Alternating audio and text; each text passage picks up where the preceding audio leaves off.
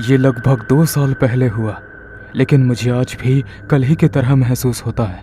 मैं तब senior high school में था जब मेरी सिंगल मॉम को फाइनेंशियली परेशानियां झेलनी पड़ी। इस चीज़ को देखते हुए मैंने आसपास अपने लिए कोई जॉब ढूंढने का फैसला किया। यहाँ सिर्फ एक ही जॉब थी जो फ्रेशर्स को मौका देती थी, और वो थी मैकडॉनल्ड्स। ये पैदल दूरी पर था, इसलिए मैंने बर्गर पलटने की अपनी आम गलतफहमी को दूर कर दिया और जल्द ही मैंने अपनी रेड और येलो यूनिफॉर्म को कलेक्ट कर दिया जॉब पर जाने के लिए। मुझे ये मेंशन करना चाहिए था कि एक के होने के चलते मैं फैशन करने में बहुत अच्छा हूँ। मैंने उस बोरिंग यूनिफॉर्म को एकदम बेस्ट तरीके से पहना। मैं सेम कपड़ों के साथ क्या कर सकता था, लेकिन मैंने अपनी अपीयरेंस को बढ़ाने के लिए पूरी कोशिश की, जैसे थोड़ा बहुत मेकअप करना और इयररिंग्स पहनना। मुझे लगा मुझे कस्टमर्स से ऑर्डर लेते समय अच्छा दिखना ज़रूरी है, लेकिन ये मेरी सबसे बड़ी गलती साबित हुई। लगभग 1 हफ्ते बाद मुझे कस्टमर्स में पैटर्न समझ में आने लगा था। इसमें से कुछ गुस्से वाले और कुछ बहुत अच्छे थे, लेकिन इसमें एक आदमी था जिसे देखकर मैं सबसे परेशान हो जाता था। उसका नाम स्टीव था और वो मुझसे कुछ महीने ही बड़ा था। वो पतला और कद में छोटा था, इतना कि मैं उससे थोड़ा लंबा था। स्टीव लगातार बस काले कपड़ों में ही रहता था और एक मोटी आईलाइनर को लगाता था। उसके इस डार्क लुक के अनुसार वो मुझसे कुछ ज्यादा ही फ्रेंडली था, लेकिन जब मैकडॉनल्ड्स में भीड़ होती तो वो मुझसे अच्छे से पेश नहीं आता और गुस्से से मुझ पर चिल्ला भी देता था। लेकिन जब शॉप ज्यादातर खाली रहता तो वो मुझे अजीब तरीके से घूरता रहता और मेरे मेकअप की तारीफ करता। साथ ही वो मुझे बताता कि मैं उसे कितना पसंद हूँ। मैं उसके इन कमेंट्स पर ज़्यादा रिएक्ट नहीं करता था। वो बस मेरे लिए एक कस्टमर था जिसे मुझे खाना देना था, जिसे मुझे फूड सर्व करना था। वो रोज़ सुबह यहाँ ब्रेकफास्ट करने आता, लेकिन लगभग 1 महीने बाद उसकी ये रूटीन बंद हो गई और तब मैंने उसे उस डरावने रूप में देखा जिसमें मैंने कभी भी किसी और को नहीं देखा था।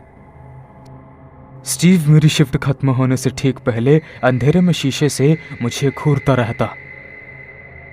मैं पिछले दरवाजे से घर के लिए निकल जाता और पार्किंग एरिया के पास एक बार दोबारा उसे देखता। वो अपनी मोटरसाइकिल के पास खड़ा रहता था।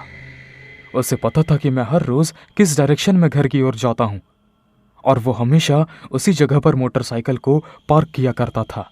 और हर रोज वो एक स्क्रिप्ट की तरह मुझे अपनी मोटरसाइकिल में राइड ऑफर करता था और मैं रोज इसे मना करते हुए वहां से निकल जाता।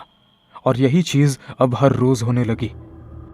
अपनी बेवकूफ़ी के चलते मुझे स्टीव में कोई ज्यादा डरावनी चीज नहीं दिखी। उसके दुबले पतले शरीर के कारण हर रात की तरह उसने रोज की तरह मुझे राइड ऑफर की, लेकिन इस बार मैंने तुरंत उससे ना कहा और अपने रास्ते पर निकल गया। मैंने अभी 10 कदम भी नहीं चला था कि तभी मैंने पीछे से मोटरसाइकिल के इंजन की आवाज सुनी और स्टीव बहुत तेजी से मेरे पास से निकल गया। उस रात जब मैं अपने घर में पहुंचा तो मैंने अपने दरवाजे पर एक नोट पड़ा हुआ देखा। जब मैंने उसे खोलकर देखा तो उसके अंदर एक अजीब से दिखने वाले इयररिंग्स थे। उस नोट पर स्टीव का साइन लिखा हुआ था। इस अजीब से इयररिंग्स के पीछे का इंटेंशन मुझे समझ में आ गया।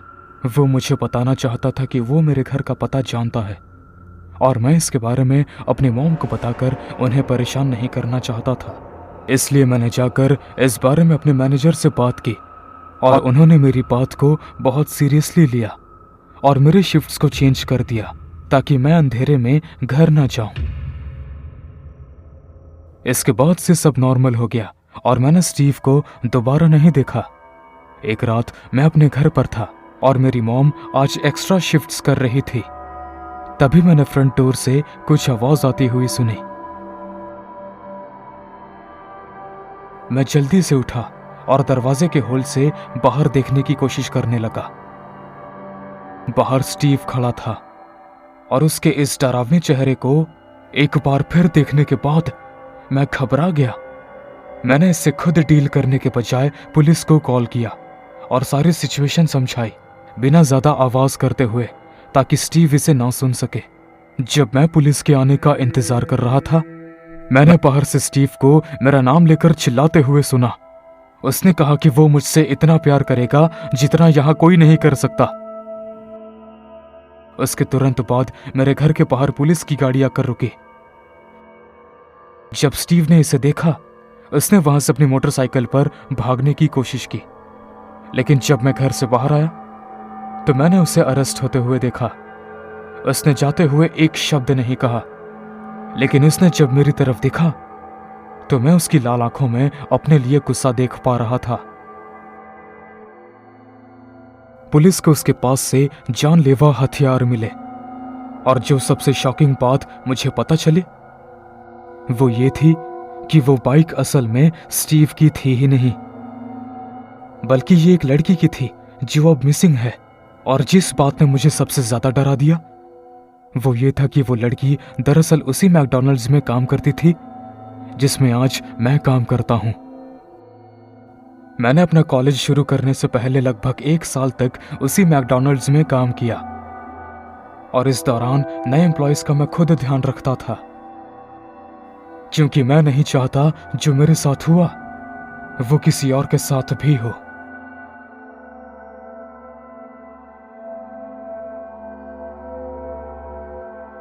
लगभग 6 महीने पहले मैं मैकडॉनल्ड्स में काम करता था। मुझे नहीं लगा था कि मुझे जॉब की जरूरत थी, लेकिन मेरा 18th बर्थडे आ रहा था, इसलिए मेरी स्टेप मॉम ने यह जरूरी समझा कि मुझे मेरे पैसों को मैनेज करने आना चाहिए। शुरू में मुझे ये बिल्कुल भी पसंद नहीं आ रहा था, लेकिन कुछ समय बाद मुझे मेरे पैसों को मैनेज करने में मजा आने लगा। उस वक्त मेरी ड्यूटी ड्राइव थ्रू पर थी, जो मुझे एक रोबोट की तरह फील करवाती थी। मुझसे एक स्क्रिप्ट को याद करवाया जाता था, जिसे मुझे बाहर खड़े कस्टमर के सेंसर दबाने पर अपने माइक्रोफोन से बात करने में इस्तेमाल करना था। एक सोशल पर्सनैलिटी होने के चलते मुझे इनपर्सनल पर्सनैलिटी की तरह रहना था, जिस कारण मुझे थोड़ा डिस्कनेक्टेड फील होता था। उस रात मैं अपने कोवर्कर एलेविन के साथ काम कर रहा था। रात के 2 बज रहे थे और हमें ज्यादातर कस्टमर्स ड्रंक ही मिलते थे। उनमें से ज्यादातर कॉलेज के स्टूडेंट्स थे जिन्हें जल्दी से मील चाहिए थी। एलेविन फ्रंट काउंटर पर बैठी थी जब उसने मुझे देखा और कहा, तुम बहुत थके हुए दिखाई दे रहे हो नेथन, तुम जाकर ड्राइव थ्रू में सो जाओ। मुझे नहीं लगता कि इतनी रात को कोई आएगा। वो सही थी, मैं आज के लंबे दिन से थक गया था और मुझे इस मौके को गंवाना नहीं था जहां मैं सो पाता। मैं जाकर ड्राइव थ्रू की चेयर पर बैठ गया और कैमरा स्क्रीन से बाहर देखने लगा। पार्किंग लॉट पूरी तरह से खाली पड़ा था और बाहर किसी के आने की कोई उम्मीद नहीं थी। मैं अपने ख्यालों में खो गया था जब मैंने बाहर से ऑर्डर के सिग्नल को देखा। मैकडॉनल्ड्स में आपका स्वागत है, आपका क्या ऑर्डर है? मुझे अपनी नींद से बाहर आकर यह समझने में समय लगा कि बाहर एक औरत खड़ी थी। वो थोड़ी करीब दिखाई दे रही थी, लेकिन बेघर नहीं, बस वो थोड़ी अजीब थी। उसके लंबे सुनहरे बाल थे और उसने एक ऑरेंज कलर का समर सूट पहन रखा था, जबकि बाहर जमा देने वाली ठंडे थी। उसने अपने कांपते हुए हाथों और प्लास्टिक नील्स को स्क्रीन पर रखा।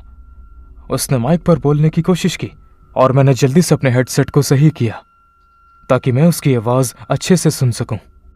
सॉरी मैम, क्या आप अंदर आकर ऑर्डर दे सकती हैं? यहां सिर्फ गाड़ियों के लिए ऑर्डर लिए जाते हैं। इतनी ठंड में बाहर से ऑर्डर देना बहुत अजीब बात थी। जब उसने मेरी आवाज को स्पीकर से आते हुए सुना तो उसने अपने सारे मूवमेंट्स को रोक दिया और वो मेरी आवाज को गौर से सुनते हुए अपने चेहरे को स्क्रीन के पास ले आई और सीधा कैमरे की तरफ देखने लगी। मैं उसकी लंबी और गहरी सांसों को अपने हेडसेट में सुन पा रहा था। उसके स्क्रीन के बहुत करीब होने के कारण मैं बता सकता था कि वो एक मिडिल एज औरत थी। मैं अपनी रिक्वेस्ट को एक बार दोबारा दोहराने वाला था जब उसने स्क्रीन से पीछे हटते हुए अपना चेहरा हाँ में मिलाया। इसके बाद मैंने उसे फ्रंट डोर की ओर जाते हुए देखा। मैं अपनी स्क्रीन से उसे स्टोर के अंदर जाते हुए देख पा रहा था। उसने अंदर जाकर एवेलिन से बात की। उस वक्त तक स्टोर लगभग खाली हो चुका था। उसने एवेलिन को ऑर्डर दिया और जाकर एक टेबल पर बैठ गई। मैं बहुत क्यूरियस था, इसलिए मैंने जाकर एलेविन से बात की और उससे पूछा कि वो औरत क्या मांग रही थी। एलेविन ने थोड़ा हिचकिचाते हुए कहा कि उस औरत ने मेरा नाम बताया और वो मेरी माँ होने का दावा कर रही थी। एक बात जो एवेलिन नहीं जानती थी कि मेरी मॉम बहुत पहले ही जा चुकी थी। जब मैं बहुत यंग था, उसने बताया कि उस औरत के मुंह से शराब की बदबू आ रही थी। तो एवेलिन ने उसे बताया कि यहाँ इस नाम का कोई काम नहीं करता, और ये सुनने के बाद वो औरत यहां से चली गई। हालांकि कुछ भी बुरा नहीं हुआ था, लेकिन मैं फिर भी थोड़ा घबरा गया था। जब मैं अपनी सीट पर वापस आया और जैसे ही मैंने कैमरा देखा, मैं देखकर बिल्कुल शॉक्ड रह गया। तुम मुझसे छुप नहीं सकते, तुम मुझसे छुप नहीं सकते। वो औरत वहां खड़ी थी और वो स्पीकर को जोर जोर से पीट रही थी। उसके चेहरे पर से गिरती हुई लार और गुस्से को देखने पर कोई भी उससे डर जाता, और तभी उसके हिलने की वजह से उसके सुनहरे बालों वाली विग नीचे गिर गई और मुझे उसका गोल और गंजा सिर दिखाई दे रहा था। मैं उसे स्क्रीन से इधर उधर भटकते हुए देख पा रहा था। मुझे नहीं पता था कि मुझे कैसे रिएक्ट करना चाहिए। मैं पहले से ही बहुत घबराया हुआ था। तभी एवेलिन ने उसके चिल्लाने की आवाज सुनी और वो वहां पर आ गई। उस औरत को इस तरह से चिल्लाते हुए देखकर वो बहुत डर गई थी। हम एक शांत और छोटे से टाउन में रहते हैं और हमारे साथ पहले कभी ऐसा नहीं हुआ था। उसने सभी दरवाजों को बंद कर दिया और पुलिस को कॉल किया, और मैं घबराते हुए उस औरत को देख रहा था। जल्द ही पुलिस वहां पर आ गई, लेकिन उनके आते ही उसने बहुत ही पोलाइट तरीके से बात करना शुरू कर दिया। पुलिस के पास उसे अरेस्ट करने का कोई कारण नहीं था, इसलिए उन्होंने उसे जाने दिया। उस दिन मैंने बहुत मुश्किल से समय काटा और फाइनली 7 बज गए और दूसरे कोवर्कर्स के आने का समय हो गया। मुझे तब थोड़ी राहत महसूस हुई। इसके बाद मैं पार्किंग लॉट में आया और अपने ट्रक के अंदर बैठ गया और मैंने उसे स्टार्ट किया, बिना ये जाने कि मेरे ट्रक के आगे एक फिगर बैठा हुआ था। वो मेरे ट्रक से टकरा गया और मुझे ये समझते हुए ज्यादा समय नहीं लगा कि ये वही औरत थी। वो जल्दी से उठी और उसने मेरे ट्रक पर मुक्का मारना शुरू कर दिया। इस औरत के साथ कुछ गलत था और तभी उसने अपने विग को मेरे कार के शीशे पर दे मारा। मैंने वहां से निकलने में ज्यादा समय नहीं लगाया और जल्दी से अपने घर की तरफ निकल गया।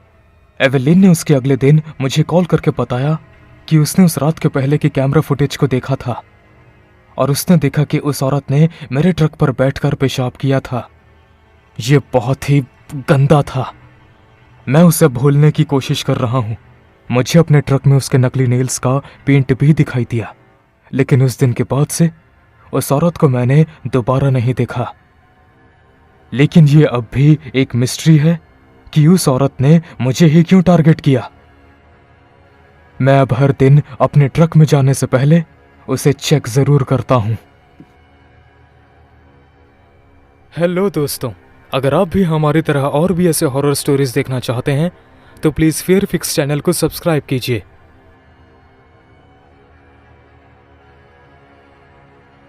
जब मैं लगभग 17 साल की थी, मुझे अच्छे से याद है कि मेरा भाई अक्सर मेरे मॉम एंड डैड को पार्टी करने के लिए पैसे मांगकर अक्सर परेशान करता था, जब तक उसे एहसास नहीं हुआ कि उसे खुद पैसे कमाने होंगे।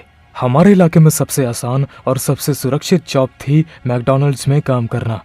वहां वो अपने एक कलीग से मिला जिससे उसकी अच्छी दोस्ती हो गई थी। मैं उसे अपनी इस स्टोरी के लिए केविन बुलाना चाहूंगी। केविन एक अच्छा आदमी था और वो मेरे भाई से कुछ साल बड़ा था। उसका हमारे घर पर आना अब बहुत ही कॉमन हो चुका था। मुझे लगता है कि वो अपनी जॉब से बहुत प्यार करता था, क्योंकि वो हमेशा अपनी यूनिफॉर्म में रहता था। वो दिखावे के मामले में विशिष्ट बेवकूफ था। वो एक मोटे फ्रेम वाला चश्मा पहनता था और अपनी त्वचा को खींचना उसकी एक नर्वस हैबिट थी। अपने व्यवहार के विपरीत केविन में सेल्फ कॉन्फिडेंस की भावना झलकती थी। वो बिना सोचे समझे बोलता था और हमेशा मजाकिया टिप्पणियां करता था। केविन ने जल्द ही अपने लिमिट से बाहर जाना शुरू कर दिया। ऐसा पहली बार तब हुआ था जब वो मेरे कमरे में बिना मेरी परमिशन के अंदर आ गया। उसने पोस्टर्स की तरफ देखते हुए मुझसे कहा, तुम्हारा म्यूजिक टेस्ट तो बहुत अच्छा है। उसने पोस्टर्स की तरफ देखते हुए मुझसे कहा, हालांकि मैं बस अपने डेस्क पर बैठकर कुछ स्केचेस बना रही थी। लेकिन उसका बिना बताए एक लड़की के रूम में आ जाना जिसे वो अच्छे से जानता तक नहीं था, और खासकर वो हमारा मेहमान था। ये बदतमीजी थी और मैं नाराज थी। इसके बावजूद मैंने उसे थैंक यू बोला और रूम से बाहर जाने के लिए कहा। उसके कुछ दिन बाद उसने मुझे फेसबुक पर फ्रेंड रिक्वेस्ट भेजा, लेकिन मैंने उसे पेंडिंग में छोड़ दिया। मैंने इसके बारे में अपने पेरेंट्स से बात की और उन्होंने मेरे भाई से बात की। इसके बाद केविन ने मुझसे बात करने की कोशिश करना बंद कर दिया, लेकिन वो अभी भी हमारे घर पर आता था। लेकिन इस दौरान उसके एटीट्यूड में कुछ बदलाव आ गया था, और अब जब भी वो मेरे पास से गुजरता था तो मुझसे एक शब्द भी नहीं कहता था और बस एक स्माइल देता था। एक दोपहर जब मैं गैस पर नूडल्स बना रही थी, तभी मेरा भाई और केविन काम से घर आ गए। उन्हें किचन से होकर गुजरना पड़ता मेरे भाई के कमरे तक जाने के लिए, जो बेसमेंट में था। मैंने हमेशा की तरह उन दोनों को हेलो कहा, लेकिन इस बार सिर्फ मेरे भाई ने जवाब दिया। जब वो दोनों जा रहे थे तो मैंने पीछे से उन्हें देखा और तब केविन ने मुझे एक डरावनी स्माइल दी। मैं अब अपने पेरेंट्स को या भाई को और कंप्लेंट्स नहीं देना चाहती थी, इसलिए मैं अपने रूम में वापस आ गई और उसे इग्नोर करने की कोशिश करने लगी, जो कि बहुत मुश्किल था जब तक कि वो हमारे घर में था। उसके कुछ घंटों बाद उसने मुझे इंस्टाग्राम पर मैसेज किया, तुम किचन में बहुत अच्छी दिखती हो, तुम्हें हमारे साथ काम पर आना चाहिए। जैसे ही मैंने उसके मैसेज को पढ़ा, मैंने तुरंत उसके अकाउंट को ब्लॉक कर दिया। लेकिन उसने मुझे और अकाउंट्स के जरिए कांटेक्ट करने की कोशिश की, जिसमें वो मुझे बहुत डिस्टर्बिंग मैसेजेस भेजने लगा। मैं तुम्हें पालूंगा, कोई तुमसे कभी प्यार नहीं कर पाएगा, हम एक दूसरे के लिए बने हैं। उसने मेरे सामने कभी एक शब्द भी नहीं कहा। वो अपने असली विचारों को दिन के आखिर में मैसेंजर के जरिए भेज रहा था। इससे कोई फर्क नहीं पड़ता कि मैं उसके कितने अकाउंट्स को ब्लॉक करूं, वो हमेशा नए अकाउंट्स बनाता और मुझे परेशान करने की कोशिश करता। एक सुबह मैं जल्दी उठकर अपने रूम में म्यूजिक सुनते हुए ड्राइंग बना रही थी। जब गाना खत्म हुआ, मुझे मेरी खिड़की से आ रही सरसराहट सुनाई दी। यह पतझड़ का मौसम था और बाहर का आंगन पत्तों से ढका हुआ था, जिससे मुझे किसी के कदमों की आवाज साफ सुनाई दे रही थी। मैं उठी और मैंने खिड़की पर चेक करने से पहले म्यूजिक को बंद कर दिया। लेकिन जैसे ही मैं पर्दे से झांकने वाली थी, तभी खिड़की खुली और बाहर से आती हुई हवा के कारण मेरे डेस्क से कुछ पेपर्स नीचे गिर गए। केविन खिड़की के बाहर था।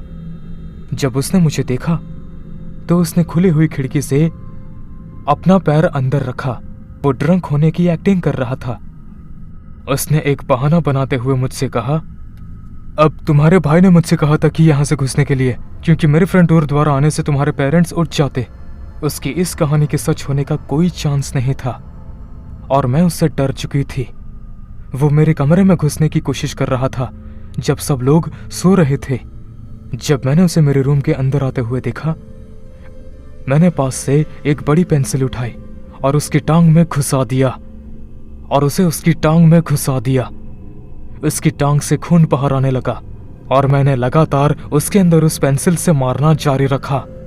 मैं उसकी चीख और दर्द को भुलाकर बस उसकी टांग में पेंसिल को अपनी ताकत से मारती रही जब तक कि वो खिड़की से बाहर की ओर नहीं चला गया। मेरे पेरेंट्स उसकी चीख सुनकर मेरे रूम के अंदर आ गए और उन्होंने मुझे वैग्रे सिचुएशन में देखा। केविन दर्द में वहां से भाग गया और जो सबूत वहां बचे थे वो थे मेरे हाथ में पकड़ी हुई पेंसिल और खिड़की पर लगा हुआ खून। हमने पुलिस को कॉल किया और उन्होंने जल्द ही उसे आसपास ढूंढने की कोशिश की और उन्होंने एक उल्टी पैदा करने वाली खबर पता की। वहां झाड़ियों में मैकडॉनल्ड्स का टेक अवे बैग पड़ा था। उसके अंदर एक आइटम थी जिससे आप किसी का मर्डर या किडनैपिंग कर सकें। ये बिल्कुल क्लियर था कि केविन ने इसे मुझे किडनैप करने के लिए यहाँ लाया था। ये बिल्कुल क्लियर था कि केविन ने इसे गूगल से ढूंढकर लिस्ट बनाई थी। फॉर एग्जाम्पल, रस्सी, chloroform, duct tape, pocket knife और कुछ खराब हुए चीज बर्गर्स। मेरे भाई ने मुझे बताया कि उसने कभी भी केविन को मेरे कमरे से आने की इजाज़त नहीं दी थी और उसने कुछ घंटे बाद ही अपनी जॉब छोड़ दी जब उसने केविन को लंगड़ाते हुए काम पर आते हुए देखा। मेरे पेरेंट्स ने केविन के खिलाफ एक केस फाइल किया। इसके 3 महीनों के बाद हमने उस घर को छोड़ दिया। लेकिन आज भी मैं मैकडॉनल्ड्स के अंदर नहीं जाती, क्योंकि मुझे केविन को दोबारा मेरी खिड़की के बाहर नहीं देखना।